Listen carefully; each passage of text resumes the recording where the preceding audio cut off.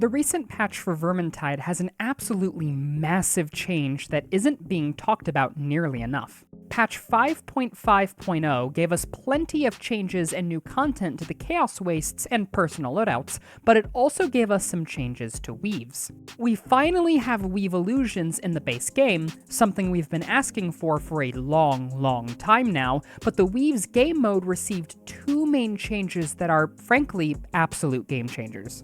The first change of bots being allowed in ranked weaves is very straightforward. Bots aren't going to be much of a help past a certain point in weaves, but simply having them there makes the game mode much more enticing for people to just give it a shot. The lack of bots required you to get a full group together before even attempting to play, which made many people not even bother with weaves, and the addition of bots is going to make the mode much easier to step into and allow people to give them a sort of trial run to see if they actually like them or not.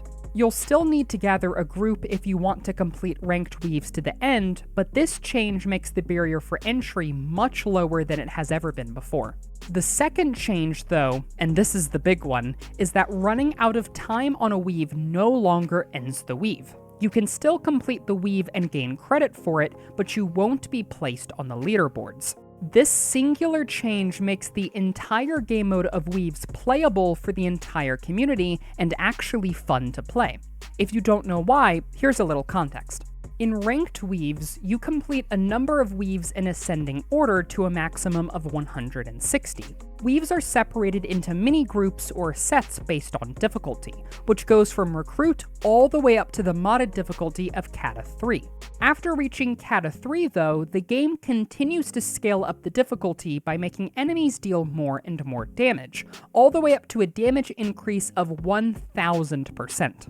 This means that towards the end of weaves, you can get one-shot by pretty much every single unit. The Shadow Weaves are infamous for having massive groups of invisible archers that can one-shot you out of nowhere, and is one of the most headache-inducing, irritating, and downright bullshit missions you could ever complete. No, I don't have PTSD. What are you talking about?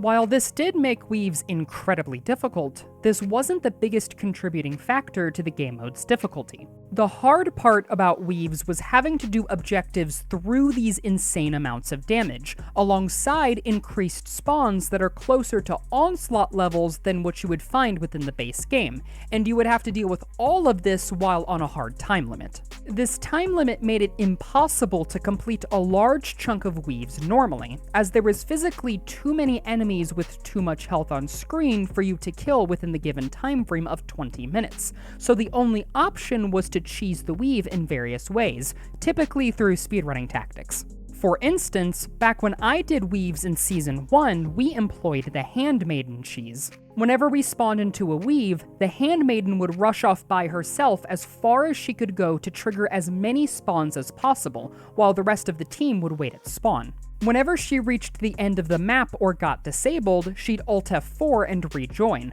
which would spawn her back at the start with us and would allow all of us to clean up the enemies efficiently as they funneled toward us through a choke point, and we would walk to the end portal in record time.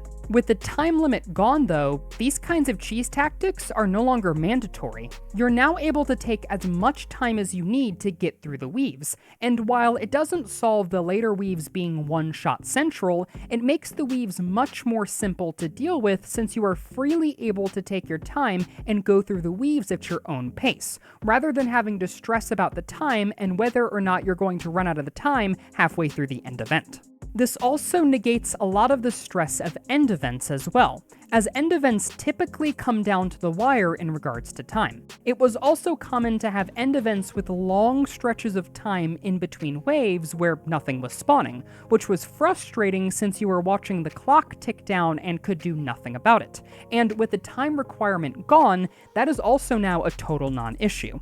If I had to guess, Handmaiden speedrunning is still going to be a thing in later weaves, since it's much easier for the Handmaiden to speedrun towards the bubble and respawn everyone than manually picking everyone up, but that will also be significantly easier since the Handmaiden is free to take her time when moving forward and removes the numerous mistakes that would be made due to trying to just hurry up.